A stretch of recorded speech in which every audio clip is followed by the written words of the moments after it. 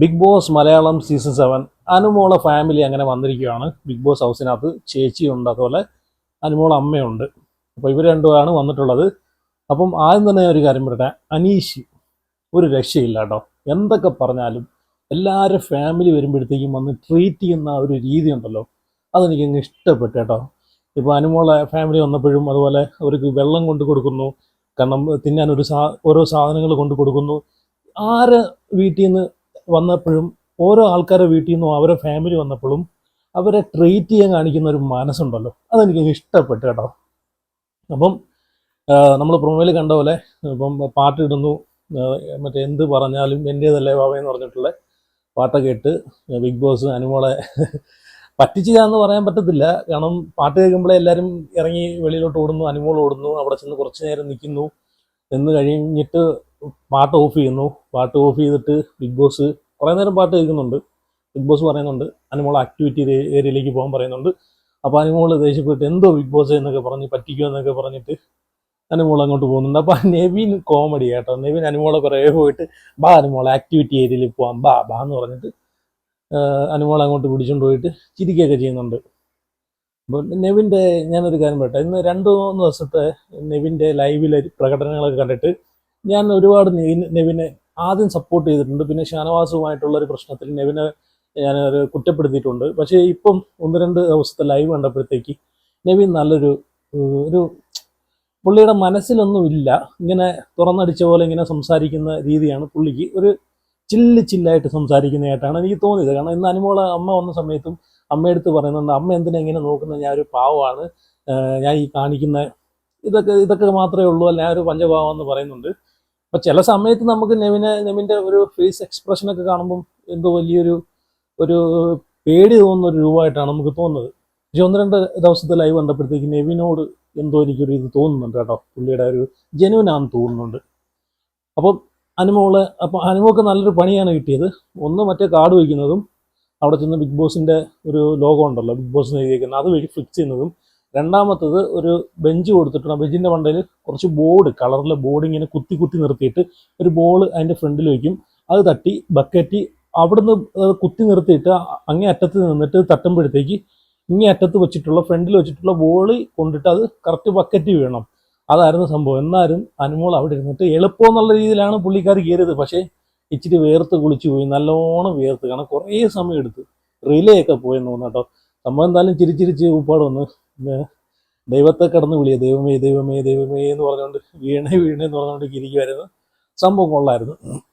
അപ്പം ഇവർ വന്നിട്ട് എനിക്കതല്ല തോന്നിയത്. കാരണം ഇപ്പം നമ്മളൊരു കാര്യം മനസ്സിലാക്കേണ്ടതെന്ന് വെച്ച് കഴിഞ്ഞാൽ അതിനകത്ത് ഇവർ ഗെയിമിൻ്റെ ഭാഗമായിട്ട് ഇപ്പം എല്ലാവരും അല്ല, കുറേ ആൾക്കാർ അതൊരു ഗെയിമായിട്ട് കാണുന്ന ആൾക്കാരുണ്ട്. അപ്പം അതിലൊരാളായിട്ടാണ് എനിക്ക് അനീഷിനെ തോന്നിയത്. എന്ന് വെച്ച് കഴിഞ്ഞാൽ ഇന്ന് ബിഗ് ബോസ് ഇവരെ അമ്മയും ചേച്ചിയും അനുമോളെ അമ്മയും ചേച്ചിയും വന്നപ്പോഴത്തേക്ക് ഇവർക്ക് ഒരു ടാസ്ക് കൊടുക്കുന്നു. അവിടെ ഇരിക്കുന്ന കണ്ടസ്റ്റൻസിനോട് അനുമോളെ പറ്റിയിട്ട് ചോദിക്കാൻ വേണ്ടിയിട്ട്. അപ്പോൾ ആദ്യം അനീഷിനോടാണ് ചോദിക്കുന്നത്. അപ്പോൾ അനീഷിനോട് ചോദിക്കുന്ന സമയത്ത് അനീഷ് എണ്ണിച്ചെന്ന് പറയുന്നുണ്ട്, അനുമോള് നല്ലൊരു വ്യക്തിയാണ്, നല്ലൊരു ആവുമെന്ന് എനിക്ക് ഉറപ്പുള്ളൊരു വ്യക്തിയാണെന്നാണ് അനീഷ് പറയുന്നത്. അപ്പം കാരണം അപ്പം എനിക്ക് മനസ്സിലായി, കാരണം അനീഷ് എന്നൊരു വ്യക്തിയൊക്കെ അനുമോളെ എങ്ങനെയാണ് മനസ്സിലാക്കിയിരിക്കുന്നതെന്ന് എനിക്ക് നല്ലപോലെ മനസ്സിലാക്കി. കാരണം അവിടെ ഒരു ഗെയിമിൻ്റെ അവിടെ കാണിക്കുന്ന അവർ തമ്മിൽ അങ്ങോട്ടും ഇങ്ങോട്ടും ഫൈറ്റ്. അപ്പം അന്ന് തന്നെ നമ്മൾ അതിൻ്റെ തലേന്ന് തന്നെ നമ്മൾ കണ്ടതാണ്, ഇന്ന് രാവിലെയും കണ്ടതാണ് ഇവർ തമ്മിലുള്ള ഫൈറ്റ് ഉണ്ടായിരുന്നു. ഇന്ന് രാവിലെ ഇന്നലെയൊക്കെ നല്ല ഫൈറ്റ് ഉണ്ടായിരുന്നു. അപ്പോൾ അനീഷ് ഇതുപോലെ അനുമോൾ ബോസി ക്യാരക്ടറാണെന്നൊക്കെ പറയുന്നുണ്ടായിരുന്നു. പക്ഷേ യഥാർത്ഥത്തിൽ അനുമോളെ പറ്റി പറഞ്ഞിട്ടുള്ള യഥാർത്ഥമായിട്ടുള്ള പോയിന്റാണ് ഇന്ന് വെളിയിൽ വന്നത്. കാരണം അതൊരു ഗെയിമിൻ്റെ പാർട്ടായിട്ടാണ് അവർ അങ്ങോട്ടും ഇങ്ങോട്ടും ഫൈറ്റ് ചെയ്യുന്നതെന്ന് ഇതിലൂടെ നമുക്ക് മനസ്സിലാക്കാം. ഇതൊന്നും അറിയാതെ പുറത്ത് ആർമിക്കാരും അവരിവരും ഡീഗ്രേഡ് ചെയ്ത് ഓരോ ആർമിക്കാരെ അങ്ങോട്ടും ഇങ്ങോട്ടും കുത്തുന്ന ആൾക്കാർ ഇത് ആദ്യം മനസ്സിലാക്കണം.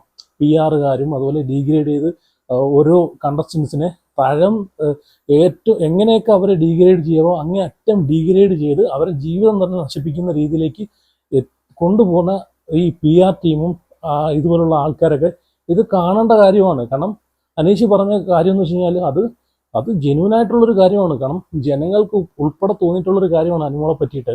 കാരണം നല്ലൊരു കുടുംബിനിയായിട്ട് മുമ്പോട്ട് പോകാൻ പറ്റുന്നൊരു വ്യക്തിയായിട്ടാണ് എനിക്ക് അനുവിനെ തോന്നിയെന്ന് പറയുന്നുണ്ട്.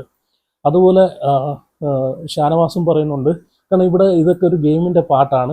ഇന്ന് രാവിലെ നമ്മൾ തമ്മിൽ അടി കൂടിയിട്ടുണ്ടായിരുന്നു. പക്ഷേ അതൊക്കെ ഒരു ഗെയിമിൻ്റെ പാട്ടാണെന്ന് ഷാനവാസും പറയുന്നുണ്ട്. അപ്പം അനുവിൻ്റെ ചേച്ചി പുള്ളിക്കാരിയും പറയുന്നുണ്ട് നമ്മൾ കണ്ടിട്ടാണ് വന്നത്, രാവിലെ നിങ്ങളെ ഫൈറ്റൊക്കെ നമ്മൾ കണ്ടിട്ടാണ് വന്നതെന്ന് പറയുന്നുണ്ട്. അപ്പം ഇവരൊക്കെ ഒരു ഗെയിമിൻ്റെ പാട്ടായിട്ടാണ് അത് എടുക്കുന്നത്. അവിടെ നിന്ന് കഴിഞ്ഞാൽ തീർന്നു. ഇവരൊക്കെ നല്ലൊരു ഫ്രണ്ട്സ് ആയിരിക്കും, നല്ല രീതിയിൽ അവരൊരു റിലേഷനൊക്കെ മുമ്പോട്ട് കൊണ്ടുപോകും, അതിൽ വേറൊരു ഡൗട്ടും ഇല്ല.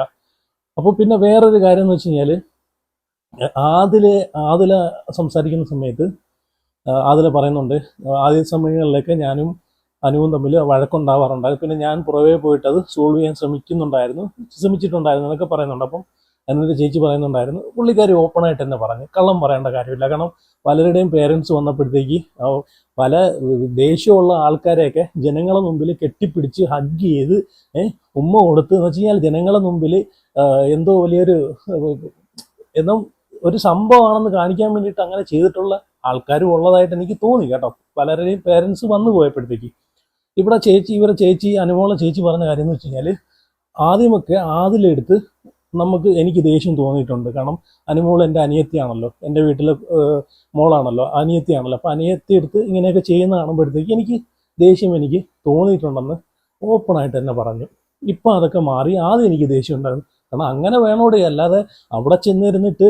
കാരണം എനിക്കൊരു കാര്യം മനസ്സിലായെന്ന് വെച്ച് കഴിഞ്ഞാൽ ഈ അനുമോളായിക്കോട്ടെ, അല്ലെങ്കിൽ ഇപ്പം ഇന്ന് ഇവരെ ഫാമിലി വന്നല്ലോ, അമ്മ അതുപോലെ ചേച്ചി പക്ക ജെന്യൂനാണ് കേട്ടോ.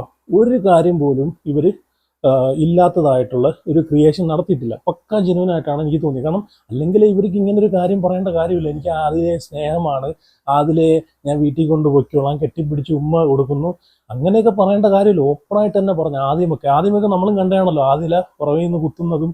ആ സമയത്ത് ജനങ്ങൾക്കും ആദിലയോടുകൂടി ഇങ്ങനെ ദേഷ്യം തോന്നിയിട്ടുള്ള കാര്യമാണ്. അത് ഈ ചേച്ചി അവിടെ ഓപ്പണായിട്ട് പറഞ്ഞു. അവരെ നിലപാടാണത്. അതുപോലെയല്ലേ മറ്റേ ഈ ആര്യനും ജിസയിലും തമ്മിലുള്ള പ്രശ്നം. നിലപാടെന്നൊരു സാധനം വിട്ട് കളിക്കുന്ന പരിപാടി ഇല്ലെന്ന് എനിക്ക് മനസ്സിലായി കേട്ടോ. കാരണം ഇവരെ ഫാമിലിയൊക്കെ പക്ക ജെന്യൂനാണ്. കാരണം മറ്റുള്ളവരെ പോലെ ഇപ്പോൾ അവർക്ക് വേണമെങ്കിൽ വന്ന് ആദിലെ കെട്ടിപ്പിടിച്ചിട്ട് അതുപോലെ ഹഗ് ചെയ്തിട്ടൊക്കെ പറയായിരുന്നു.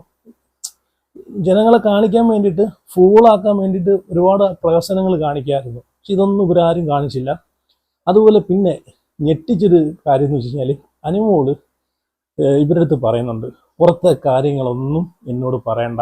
അമ്മയും അതുപോലെ ചേച്ചി ഉണ്ടല്ലോ, ഇവർ തമ്മിൽ ഒരു ഒറ്റയ്ക്ക് മാറിയിരുന്ന് സംസാരിക്കുന്ന സമയത്ത് പുറത്തെ കാര്യങ്ങളൊന്നും എനിക്ക് അറിയണ്ട, എന്നോട് പറയരുത്. ഇവിടെ പല ആൾക്കാരും പല ഫാമിലിയും വന്നപ്പോഴത്തേക്ക് പുറത്തെ കാര്യങ്ങളൊക്കെ പറഞ്ഞിട്ടുണ്ട്, എനിക്ക് കേൾക്കാൻ വേണ്ട, അതെൻ്റെ ഗെയിമിനെ ബാധിക്കും, എനിക്കൊന്നും അറിയണ്ട, വീട്ടിലെ കാര്യങ്ങൾ മാത്രം അറിഞ്ഞാൽ അച്ഛൻ എങ്ങനെയുണ്ട്. അത് അടിപൊളിയായിരുന്നു കേട്ടോ, എനിക്ക് ഇഷ്ടപ്പെട്ട്. കാരണം മറ്റ് പലരെയും ഫാമിലി വരുന്ന സമയത്ത് പുറത്തെ കാര്യങ്ങൾ അറിയാൻ വേണ്ടിയിട്ട് ആഗ്രഹം കൊണ്ട് ഇങ്ങനെ അവരെ അങ്ങോട്ട് ചോദിച്ച് ഇങ്ങനെ നടക്കുന്നൊരു ആൾക്കാരെയാണ് നമ്മൾ കണ്ടത്. പലരെയും നമ്മൾ അങ്ങനെയാണ് കണ്ടത്. ബിഗ് ബോസ് പല സമയത്തും വാണിംഗ് വരെ കൊടുത്തിട്ടുണ്ട് അല്ലേ. അപ്പം അനുമോൾ അത് പറയുന്നുണ്ട്, ബിഗ് ബോസ് ഇവിടെ പല രീതിയിൽ പലവട്ടം വാണിംഗ് കൊടുത്തിട്ടുണ്ട്. അതുകൊണ്ട് ഈ ഒരു സംഭവം എനിക്ക് കേൾക്കേ വേണ്ട, പുറത്തെ കാര്യങ്ങൾ എന്നെ പറ്റിയിട്ട് ഒരു കാര്യം എനിക്ക് കേൾക്കേണ്ടെന്ന് പറയുന്നുണ്ട്, പറയുകയും വേണ്ടെന്ന് പറയുന്നുണ്ട്. അതെനിക്ക് ഇഷ്ടപ്പെട്ടു കേട്ടോ. അപ്പം എന്തായാലും ലൈവിൽ നടന്നിട്ടുള്ള കാര്യങ്ങളൊക്കെ ഇതൊക്കെയാണ്. പക്ഷേ കൊള്ളായിരുന്നു. കാരണം ഇന്ന് വന്നിട്ടുള്ള ആര്യൻ്റെ ഫാമിലി ആയിക്കോട്ടെ, അതുപോലെ ജിസേലിൻ്റെ ഫാമിലി ആയിക്കോട്ടെ, അനുമോള ഫാമിലി ആയിക്കോട്ടെ, 3 പേരെയും ഫാമിലി കൊള്ളായിരുന്നു കേട്ടോ. എല്ലാവരും നല്ല രീതിയിലാണ് എല്ലാവരുമായിട്ട് ഇടപഴകിയതും സംസാരിച്ചതും, നല്ല ജെന്യൂനായിട്ട് നിന്നു എല്ലാവരും. പിന്നെ അനുമോള അമ്മ പറയുന്നുണ്ട്, നീ ഈ രാത്രി 1 മണിക്ക് ഒരു നീല കവറും പിടിച്ചുകൊണ്ട് അങ്ങോട്ടും ഇങ്ങോട്ടും തേരാപ്പാര നടക്കുന്നത് എന്തോ, ആ കവറിനകത്ത് എന്താണെന്നൊക്കെ ചോദിക്കുന്നുണ്ട്. അങ്ങനെ കുറച്ച് രസകരമായിട്ടുള്ള കുറച്ച് സംസാരങ്ങളൊക്കെയാണ് ഇവരിടയിൽ നടക്കുന്നത്.